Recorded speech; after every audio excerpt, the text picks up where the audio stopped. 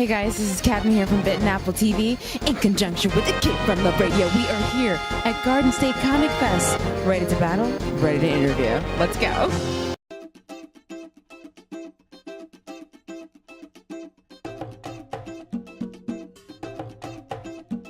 Hey guys, this is Captain here from Bit and Apple TV in conjunction with It Came From the Radio. Now guys, we are here at Garden State Comic Fest. Now here's the story behind this. This particular booth I saw at BookCon and I was not able to snatch the interview that I wanted. So of course I see him here and I had to interview him just so you guys can find a little bit more about Purgatory's Edge. Freedom, as well as Dark Sentinels. We're here with Abdullah, and I wanted to tell my viewers a little bit more about your book. It's a good thing that when I spotted you, I remembered you exactly. Like, that's the book that I wanted to know more about. So let's start with Purgatory's Edge, Freedom. So Purgatory's Edge, Freedom, is modern fantasy. It kind of, for all the people who grew up as young adults reading young adult fantasy, it is kind of the continuation of that kind of genre for modern, for adults to mature. It's a reimagination of the Grim Reaper and the role they play in the fantasy universe. In this universe, the Grim Reaper protects humans from vampires, werewolves, demons, and other immortal creatures. So this is a story about a guy named Edgar Roman, and his job is he's becoming a Grim Reaper. So right now he's kind of like the Padawan version of the Grim Reaper. He's training, he's learning the ropes, and he's just about to cross over that threshold. And this, without giving away too much, this is kind of like the story of where he's at now. Oh, that's intense. And I like the idea of them actually protecting us instead of us running from them for dear life. When it comes to writing a story like that, where are you finding, like, I guess, your strongest motivation for writing this? Well, I felt like there was a need in the market. I just felt like the way the vampires are being betrayed, the way werewolves are being betrayed, everything was kind of getting really soft and cotton candy-like. You mean sparkling? Yes. There's no sparkling vampires in this. And then I just thought it was all focused on the young adult audience. So I was like, I really wanted to get something in the modern dark fantasy genre, but for adults. So I just came up with the idea of the Grim Reaper kind of being the check and balance of the system. So now the vampires are vampires. If they go into town and kill too many people, now they got to look over their shoulder because the Grim Reaper is going to come look for them. Before, it was just like vampires on vampires and vampires on werewolves. Now they all kind of got this check and balance that's coming for them. I like that because it kind of reminds everyone, don't cross the line. There are rules. Follow the rules or you pay. Now, for Dark Sentinels, that one also, which is very intriguing. You don't judge a book by its cover, but you have to admit it looks very intriguing. What is Dark Sentinels about? Okay, so Dark Sentinels takes place in the year 2575. It is the alien race named the Povine invade human space, and this is a story about one of the systems at the middle of the invasion. It's written in third-person short chapter form, and it moves around between the different commanding officers of the military of that system, and what it's like to be jolted awake when an alien race all of a sudden invades your system. So it gives you different perspectives from Space Command, Planetary Command, people in charge of space stations. The term Dark Sentinel in the book is the military term for a human system behind enemy lines without means of support.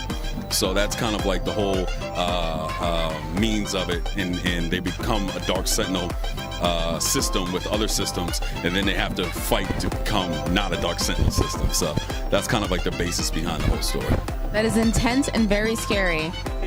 Could you imagine, guys, if that happened like next year? That is a whole other different ballgame. People would just perceive things real differently, real quick. So when it comes to your writing, is there anyone in particular that influences you to do like a dark sci-fi fantasy, or then you have the military kind of style here going? What would you say is, like, I guess, your writing inspiration, like someone that you've looked up to? Well, I take a lot of inspiration from a lot of different genres. I grew up in the age, I guess, when like multi-genre stuff was out there. So I take a lot from anime. I'm a big anime fan growing up. You'll see a lot of that influence more in Purgatory's Edge.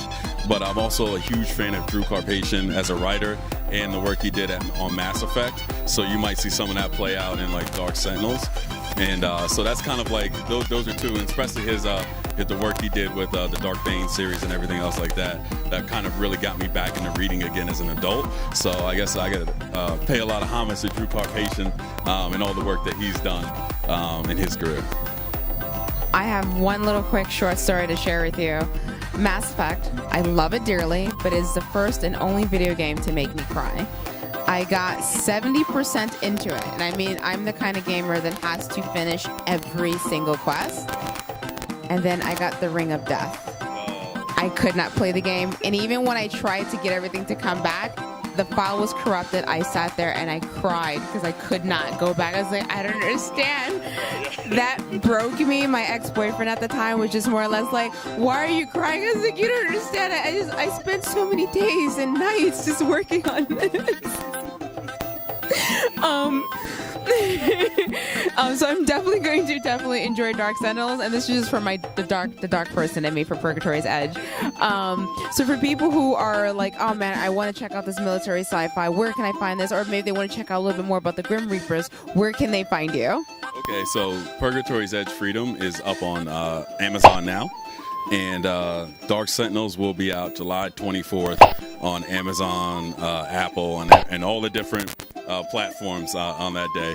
Supposed to come out a little bit earlier, but because I wanted to make sure it was on every platform, we had to push it back to July 24th. That's fantastic. Trust me. It's going to be worth the wait, guys. If I can spot him like a mile away from another convention, like that's to do with the book, I got to get that book. Make sure you guys are on Amazon, and don't forget July 24th to check out for Dark Sentinels. This is good stuff here. Thank you so much. Thank you. Bye. Bye.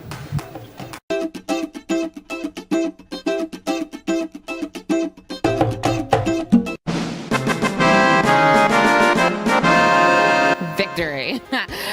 Thank you guys so much for watching, and I hope you guys enjoyed the show, enjoyed the interviews, and getting to know our local comic books. There's so much that we can do. Don't get me wrong, we all love Marvel, we all love DC, but I want to find more.